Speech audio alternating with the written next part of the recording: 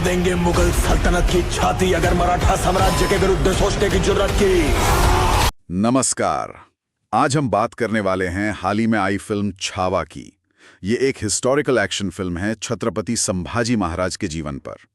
हमारे पास इस फिल्म की काफी समीक्षाएं हैं, दर्शकों की प्रतिक्रियाएं भी हैं और देखा जाए तो काफी मिली-जुली राय है। तो आज हम इसी पर थोड़ी गहराई से बात करेंगे, समझने की कोशिश करेंगे कि आखिर ये अलग-अलग राय क्यों बन रही है। तो कहानी जैसा कि पता है, शिवाजी महाराज के देहांत के ठीक बाद शुरू होती है। फिर कमान संभालते हैं संभाजी महाराज, विकी कौशल ने निभाया है ये किरदार। और फिल्म अगले 9 साल पर फोकस करती है। मतलब संभाजी महाराज का शासन, औरंगजेब के खिलाफ उनका हो संघर्ष, अक्षय खन्ना बने हैं औरंगजेब, बुरहानपुर जैसे युद्ध हैं और फिर आखिर में उनकी गिरफ्तारी और शहादत। मजे की बात यह है कि फिल्म ने ना लोगों को काफी बांटा है, कहीं बहुत तारीफ तो कहीं तीखी आलोचना भी। ऐसा क्यों हुआ, चलिए समझते हैं। हाँ बिल्कुल, अगर फिल्म की मजबूती या कहें कि ताकत की बात करें ना, तो सबसे पहले नाम आता है विक्की कौशल के अभिनय का। ज्यादातर समीक्षकों ने इसे मतलब एक पावर हाउस परफॉर्मेंस कहा है। बहुत दमदार, इंटेंस। उन्होंने संभाजी महाराज का गुस्सा, उनकी वो संवेदनशीलता, दोनों को ही मुझे लगता है काफी प्रभावी ढंग से दिखाया है। और अक्षय खन्ना भी औरंगजेब के रोल में वो एक ठंडी सी क्रूरता दिखाते हैं। उनकी आवाज, उनकी मौजूदगी स्क्रीन पर वो काफी असरदार है। फिर फिल्म का प्रोडक्शन डिजाइन, मतलब सेट्स, कॉस्ट्यूम्स, वो सब भी काफी भव्य है। और हाँ, दूसरे हिस्से की जो रफ्तार है और क्लाइमैक्स, उसकी तारीफ हुई है। हाँ, और अक्सर ऐसी बड़ी ऐतिहासिक फिल्मों में परफॉर्मेंस ही मतलब फिल्म को उठा देती है। लेकिन क्या सिर्फ एक्टिंग काफी थी? क्योंकि कहानी कहने के तरीके पर भी कुछ सवाल उठे हैं, है ना? सही कहा आपने। आलोचनाओं का एक बड़ा हिस्सा असल में इसी तरफ है। कुछ समीक्षकों को लगा कि फिल्म जैसे कहानी कहती है, वो तरीका थोड़ा एक तरफा है, बैलेंस नहीं है। फिल्म लंबी तो है, पर ऐसा लगा कि बार बार जो युद्ध के सीन आते हैं, उनके बीच किरदारों को ठीक से डेवलप करने का, उनकी गहराई दिखाने का मौका नहीं मिला। खासतौर पर जो महिला किरदार हैं, जैसे यसुबाई का रोल रश्मिका मंदाना ने किया है, या दूसरे भी, उन्हें ज्यादा इमोशनल डेप्थ नहीं मिली, थोड़े सतही लगे, ऐसा कहा गया। अच्छा, और संगीत, उसका भी कुछ जिक्र था शायद।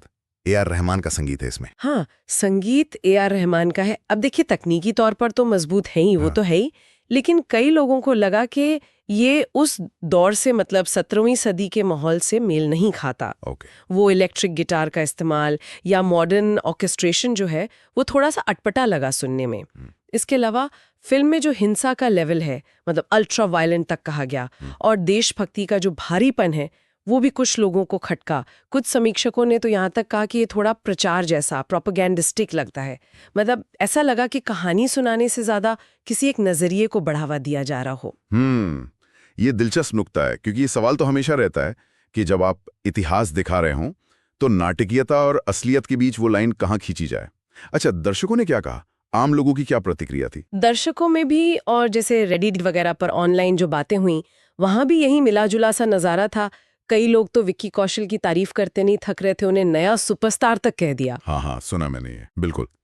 पर दूसरी तरफ बहुत से लोगों ने शिकायत की कि भाई एक्शन बहुत ज्यादा है, चीख पुकार, खून खराबा जरूरत से ज्यादा है, और लड़ाई के सीन लगते हैं कि बस खिंच रहे हैं, बेवजह लंबे हैं।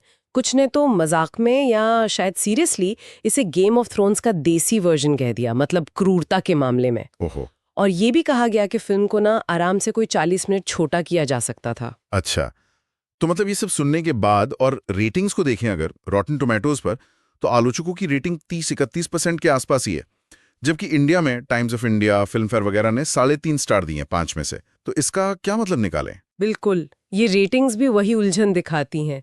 देखिए, निचोड़ ये है कि छावा तकनीकी तौर पर एक बड़ी महत्वाकांक्षी फिल्म है। इसमें परफॉर्मेंसेस, खासकर विक्की कौशल की, शानदार हैं। लेकिन कहानी कहने की गहराई, किरदारों का पूरा विकास और वो भावनात्मक संतुलन जो होता है, उस मामले में फिल्म थोड़ी, कह सकते हैं, कमजोर रह गई। तो संक्षेप में यही है कि फिल्म भव्यता और एक्टिंग के दम पर गरजती तो है, पर कहानी कहने के तरीके और शायद अत्यधिक हिंसा की वजह से कुछ दर्शकों और आलोचकों के लिए थोड़ी लड़खड़ा जाती है। तो शायद ये उन लोगों को पसंद आए जिन्हें बड़े पर्दे पर एकदम ग्रैंड हिस्टोरिकल ड्रामा और जोरदार एक्शन देखना पसंद है। लेकिन हाँ, जो लोग कहानी में ज्यादा बारीकियां या ऐतिहासिक गहराई ढूंढ रहे हैं, उन्हें शायद थोड़ी निराशा हो सकती है। और यहीं पर आकर हम उस जरूरी सवाल पर रुक जाते हैं कि सिनेमाई जरूरतें और ऐतिहासिक जिम्मेदारी, इनके बीच संतुलन कैसे बने। खासकर जब हम इतने जटिल किरदारों और संघर्षों को पर्दे पर ला रहे हों, तो मनोरंजन और राष्ट्रवाद की भावनाओं के बीच वो महीन रेखा कहाँ होनी चाहिए, इस पर सोचना तो बनता है।